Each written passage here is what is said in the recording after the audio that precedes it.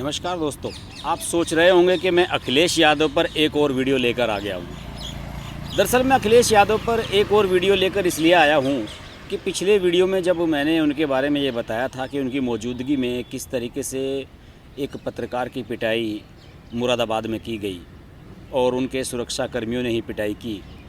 अखिलेश यादव का आरोप था कि पत्रकार उनसे सवाल पूछ रहे थे जबकि उन्हें सवाल बीजेपी से करने चाहिए थे। प्रेस कॉन्फ्रेंस अखिलेश यादव की थी और सवाल बीजेपी से करने चाहिए। उन्होंने ये भी कह दिया कि जो मीडिया था वहाँ पर वो बायस्ड था और सारा का सारा मीडिया उनके खिलाफ़ था और जितने भी मीडिया कर्मी थे वो बीजेपी के एजेंडे पर काम कर रहे थे और ना जाने उन्होंने क्या क्या कह दिया।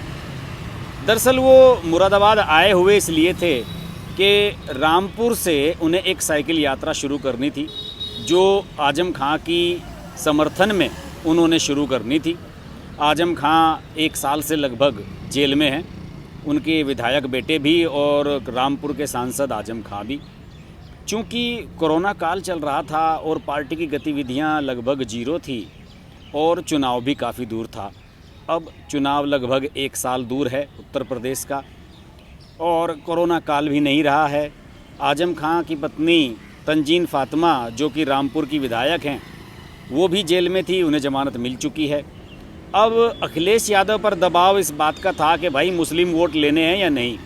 अगर मुस्लिम वोट लेने हैं तो आजम खां को जेल में से छुड़ाओ, क्योंकि योगी आदित्यनाथ की सरकार एक के बाद एक मुकदमे लगाकर उन्हें लंबा बंद कर रही है।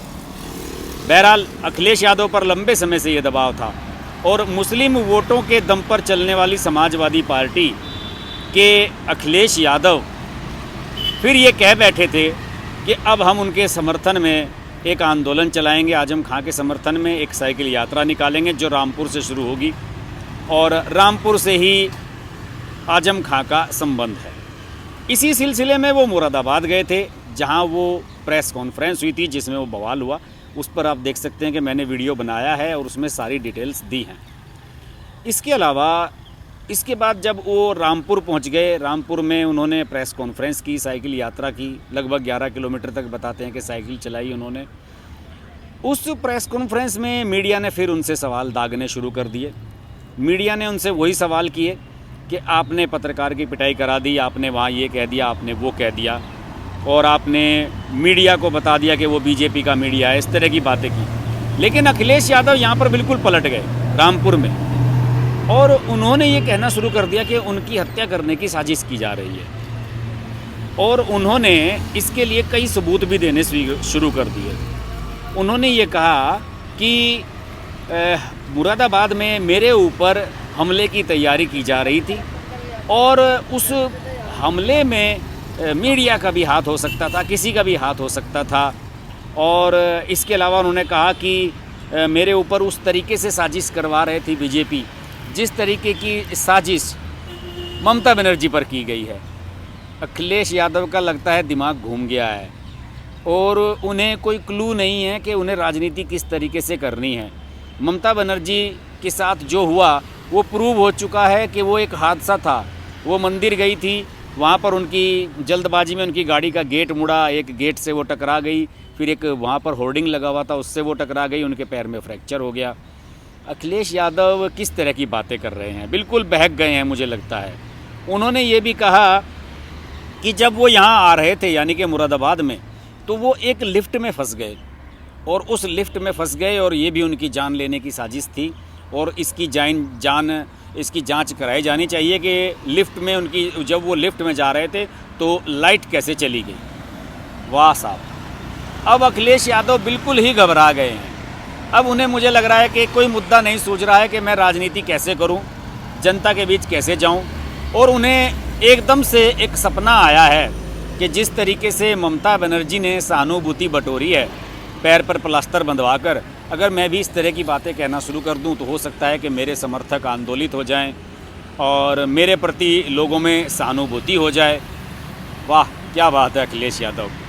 और अखिलेश यादव जिस प्रेस कॉन्फ्रेंस के बवाल की बात है उसमें 2 घंटे देरी से आए थे और बताया ये जाता है कि जो पत्रकार वहाँ मौजूद थे, मैंने कुछ पत्रकारों से संपर्क भी किया, उन्होंने बताया कि अखिलेश यादव और उनके समर्थकों ने बहुत ही बेहुदा लैंग्वेज का इस्तेमाल किया, जिसके बाद पत्रकार भड़क गए। और पत्रकारों ने जब उनसे कुछ सवाल पूछे थे नरेंद्र मोदी के साथ पारिवारिक संबंध और आजम खान, इन पर आपको पता ही होगा कि अखिलेश यादव की परिवार की एक महिला हैं, वो मोदी जी की बड़ी फ़ैन है, तो मीडिया वालों ने कुछ सवाल उनके बारे में पूछने शुरू कर दिए। इसके अलावा उन्होंने ओवैसी के लेकर कुछ सवाल पूछे थे कि असदुद्दीन ओवैसी मुस्लिम वोट काटने के लिए आपके आ सकते हैं, असदुद्दीन ओवैसी से आपको गठबंधन करना है या नहीं। इसके अलावा उनके चाचा जो शिवपाल यादव हैं, उनसे लेकर कुछ सवाल किए गए। तो इससे कुल मिलाकर अखिलेश यादव हड़बड़ा गए। मुझे लगता है कि लंबे समय से अखिलेश यादव ने कोई प्रेस कॉन्फ्रेंस भी फेस नहीं की है और 1 साल से कोरोना काल में वो घर में बैठे हुए थे और घर में बैठे बैठे उनके दिमाग में कुछ थोड़ी सी, मुझे लगता है कोई स्क्रू भी ढीला हो गया है। क्योंकि आपको याद होगा कि जब कोरोना की वैक्सीनेशन का काम शुरू हुआ था, तो जब सारा काम शुरू होने वाला था, पंजीकरण का काम चल रहा था, रजिस्ट्रेशन का, तो मीडिया से बात करते हुए अखिलेश यादव ने कह दिया था कि मुझे बीजेपी की वैक्सीन नहीं लगवानी। अब इन्हें कौन बताए कि ये वैक्सीन बीजेपी की नहीं है। जो सीरम बना रही है वैक्सीन, वो कायदे से विदेशी कंपनी की है, केवल उसका यहाँ प्रोडक्शन हो रहा है। और कोविशील्ड जो भारत वालों की है, भारत बायोटेक की है, वो इंडियन है और वो साइंटिस्टों ने बनाई है, नरेंद्र मोदी या बीजेपी ने नहीं बनाई है। अखिलेश यादव की बातों से ऐसा लग रहा है कि अखिलेश यादव अगले साल के चुनाव को लेकर अभी से ही दबाव में आ गए हैं। उन्हें कुछ सूझ नहीं रहा है कि मुझे क्या करना चाहिए। वो परेशान हैं कि मैं बीजेपी पर किस तरह से हमला बोलूं, क्योंकि कोई ऐसा खास मुद्दा मिल नहीं रहा है। और इसके अलावा उनके समर्थकों ने उन्हें शायद ये भी सलाह दे दी है कि अगर हम हिंदू मुस्लिम का मुद्दा उठाएंगे तो नुकसान ही उठाएंगे, क्योंकि पिछली बार जब मुजफ्फरनगर दंगे की वजह से सरकार गई थी अखिलेश यादव की, तो उस चीज़ को लोग अभी तक भूले नहीं हैं कि किस तरीके से उसमें समाजवादी पार्टी ने भेदभावपूर्ण रवैया अपनाया था।